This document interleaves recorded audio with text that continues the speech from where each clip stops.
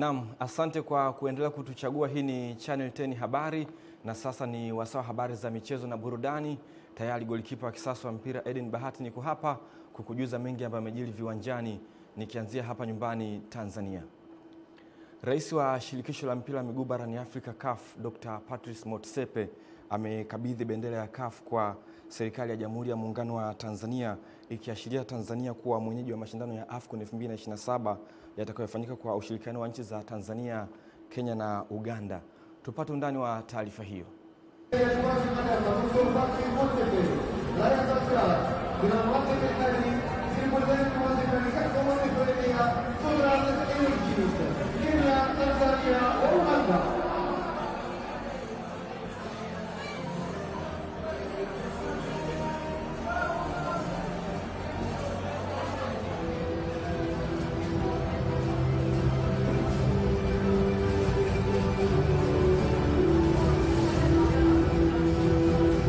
Ni rais wa shirikisho la mpira wa miguu barani Afrika CAF, Dr. Patrice Motsepe akiwa na makamu wake wa rais Fauzi mara baada ya kumalizika kwa mchezo wa fainali kati ya Senegali dhidi ya Morocco, akimkabidhi bendera ya CAF waziri wa Wizara ya Habari, Utamaduni, Sanaa na Michezo wa Tanzania Paul Christian Makonda, ikiwa ni kiashiria cha uwenyeji wa mashindano ya AFCON kwa mwaka 2027 yatakayofanyika kwenye mataifa ya Tanzania, Kenya na Uganda. Pamoja na kukabidhiwa bendera, waziri Makonda aliongozana na katibu mkuu wa wizara hiyo ambaye pia ni msemaji wa serikali Gerson Msigwa, amemhakikishia Dr. Motsepe kuwa Rais Samia yupo tayari wakati wote kushirikiana na CAF katika utekelezaji wa mipango mbalimbali ya maendeleo ya kandanda ikiwemo mashindano mbalimbali. Amesema Tanzania imepiga hatua kubwa katika maandalizi ya kuwa mwenyeji wa mashindano ya AFCON 2027 sambamba na Kenya na Uganda, na kwamba imedhamiria kuonyesha utofauti mkubwa wa mashindano yaliyopita. Aidha, Makonda amemuomba Dr. Motsepe kuiangalia Tanzania ili mipango inayowekwa na serikali ipate mafanikio makubwa yanayotarajiwa. Kwa upande wake, Dr. Motsepe amemshukuru Rais wa Jamhuri ya Muungano wa Tanzania kwa kumwandikia barua na salamu zake za upendo na ushirikiano wa CAF, na amemhakikishia kuwa CAF ipo tayari kufanya kazi bega kwa bega na Tanzania ili kufikia maendeleo makubwa katika mchezo wa soka. Juma Mohamed, Channel 10 Michezo. Mara baada ya michuano ya AFCON 2025 kuhitimishwa hapo jana nchini Morocco kwa kucheza mchezo wa fainali baina ya Senegali na Morocco, na Senegali ikitoa ubingwa huo, huku Tanzania ikikabidhiwa rasmi wenyeji mwenza wa mwaka 2027, wadau wa soka nchini wamesifu ushindani ulioonyeshwa katika michuano hiyo, huku akiamini Tanzania itafanya vizuri zaidi katika kukamilisha maandalizi ya miundombinu kama alivyoagiza Mheshimiwa Rais Daktari Samia Suluhu Hassan. Undani wa taarifa hiyo tuungane na Juma Mohamed. Wakizungumza kwa nyakati tofauti, wadau hao wameeleza kuridhishwa na ushindani ulioonyeshwa na timu shiriki, hususan timu ambazo hazina majina makubwa, huku wakiamini kuwa kuelekea mashindano ya mwaka 2027 Tanzania itafanya maandalizi makubwa kutokana na uwekezaji wa serikali, hususan katika ujenzi wa miundombinu. Vizuri kwamba vijana walikuwa na moyo wa kusema kwamba safari hii tunataka kuonyesha kwamba Taifa Star imebadilika, sio Taifa Star ya zamani ambayo ilikuwa inasemwa ya kichwa cha mwanda wazimu. Sasa hivi Taifa Star ni wa vijana ambao wana vipaji, wanajituma, wanaona ari ya kuonyesha mazingira yetu ya Tanzania. Kwa hiyo nikushukuru. Mimi kwanza ni kumshukuru Daktari Samia Suluhu Hassan kwa sababu amekuwa kipaumbele sana na kuweza kutuunganisha sisi wa Tanzania na wana michezo. Sasa ile ni message. Sasa kama Daktari Samia Suluhu Hassan ametupa message, sisi tunapaswa ambao tumepewa kama wadau ni kuonyesha message yake kama ni maelekezo au ni maagizo, kuona kwamba maelekezo haya Mheshimiwa Rais anataka kuyaona kwa vitendo. Kwa hiyo ni ushirikiano, kushirikiana kwenye nyanja zote. Kusibaguliwe kwa maana kwamba watu fulani, hapana. Tanzania ni nchi yetu na wana michezo ni wa kwetu. Nadhani sifa hii Taifa Star ikishinda Tanzania ndo ambayo itakuwa inaonekana, kwa maana kwamba tunaonekana sifa yetu ni amani, nchi ya amani na utulivu, na ndio maana tumefanya vizuri. Kama Tanzania ilikuwa kama mafunzo kwetu, lakini mashindano ambayo yalikuwa ni mazuri kuanzia mwanzo, na haya mashindano AFCON tumeshiriki kama Tanzania. Kwa hiyo ni wakati ambao kila mtu alifuatilia haya mashindano. Pamoja yamefanyika kule Morocco kule, lakini Watanzania wengi wamefuatilia haya mashindano na wameona vitu vingi.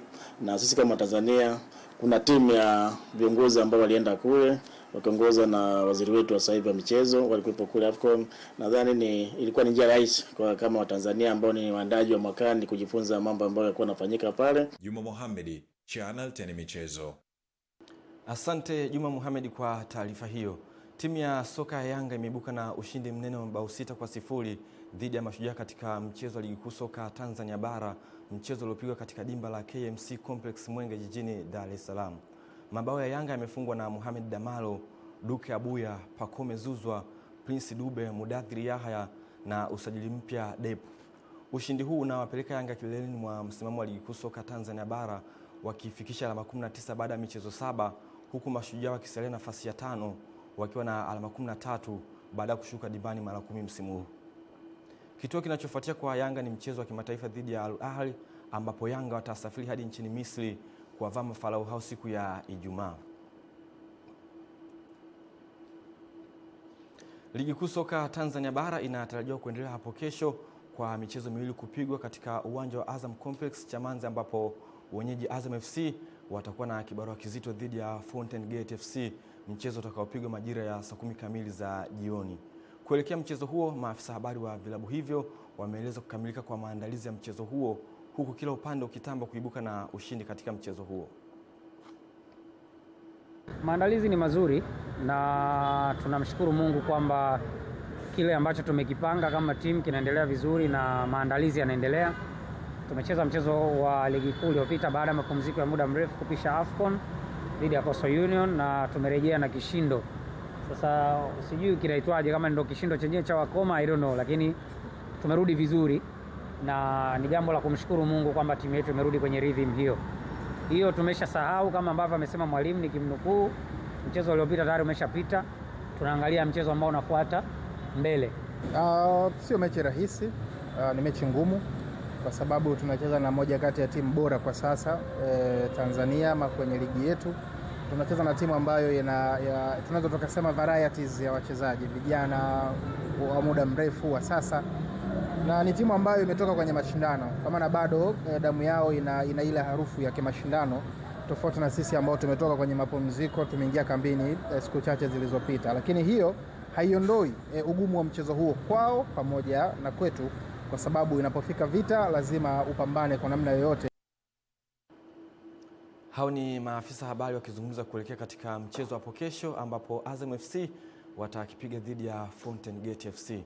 Mpanda Veterans SC kutoka halmashauri ya manispaa ya Mpanda mkoani Katavi imeshindwa kufanya uchaguzi mkuu wa viongozi waliogombea nafasi ya mwenyekiti, makamu mwenyekiti, katibu, makamu katibu, mhasibu na mjumbe wa kamati tendaji kutokana na wagombea 5 kushindwa kutimiza vigezo kwa mujibu wa sheria ya katiba yao.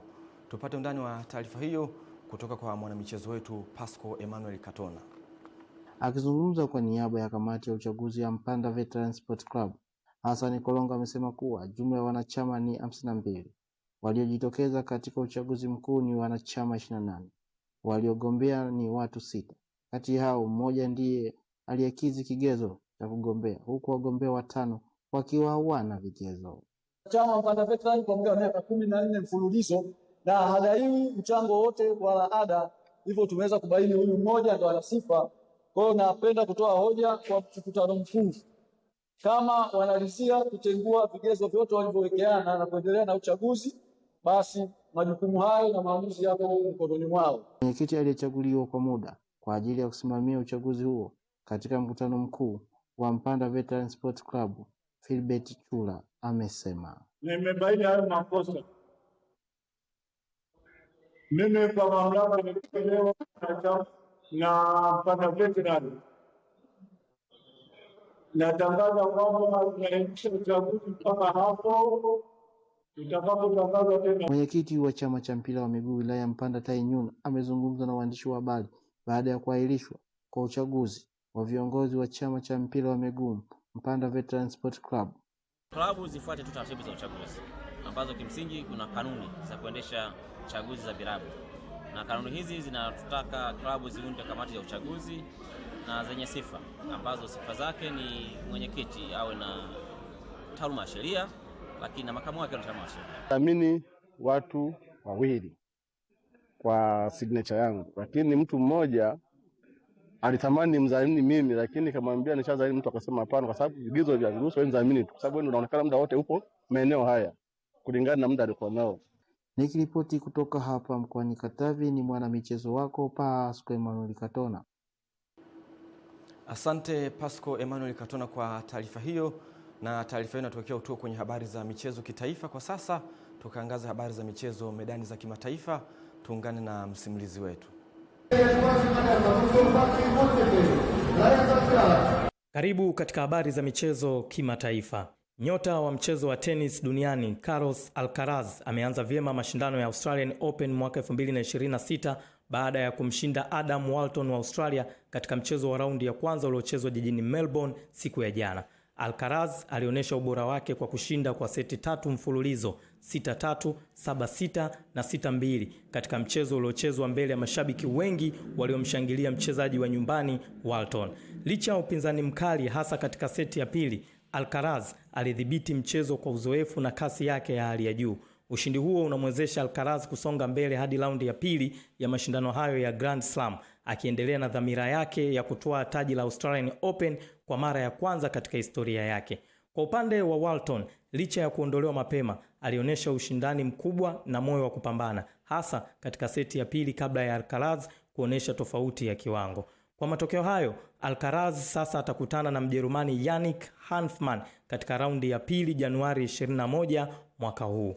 Kenny Malila, Channel 10 michezo kimataifa.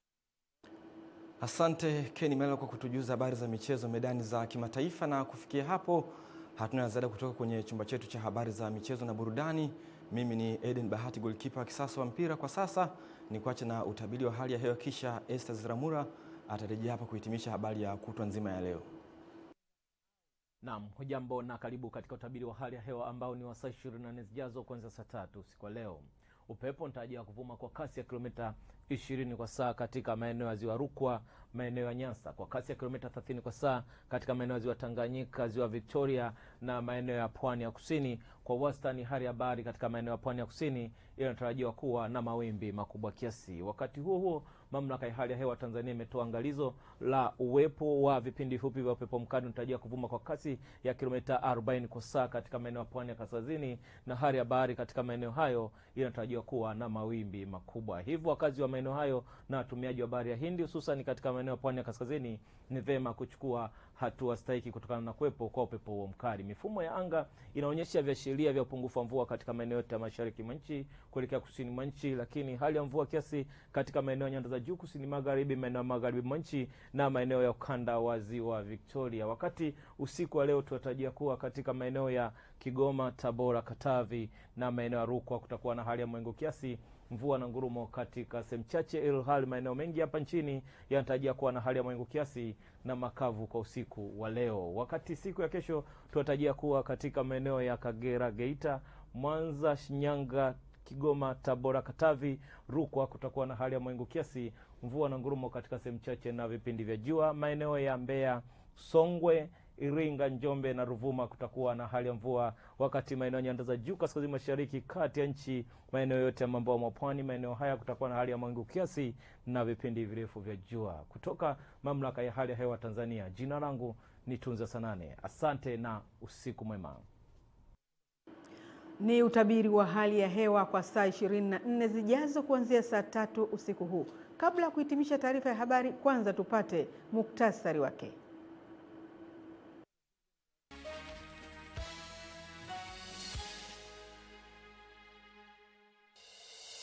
Mwanamke mmoja mwenye umri wa miaka 30 mkazi wa Handeni mkoani Tanga afariki dunia akipatiwa matibabu baada ya kuchomwa kisu na mume wake. Serikali ya Uhispania yathibitisha kuwa watu 39 wamefariki na wengine kadhaa wamejeruhiwa kufuatia ajali ya treni iliyotokea kwenye mji wa Andalusia. Na katika michezo, shirikisho la mpira wa miguu barani Afrika CAF laikabidhi Tanzania bendera ikiwa ni utayari wa kuandaa mashindano ya AFCON 2027 yatakayofanyika kwa ushirikiano wa mataifa ya Tanzania, Kenya na Uganda. Na mtazamaji, hadi hapa dawati la habari halina la ziada. Shukrani kwa wote walioshiriki kuandaa taarifa ya habari. Kwa niaba ya Tito Makombe, mkalimani wa lugha ya alama, mimi ni Esther Amandu Sizilamula. Asante na nakutakia utazamaji mzuri wa vipindi vingine vinavyofuata hapa Channel 10.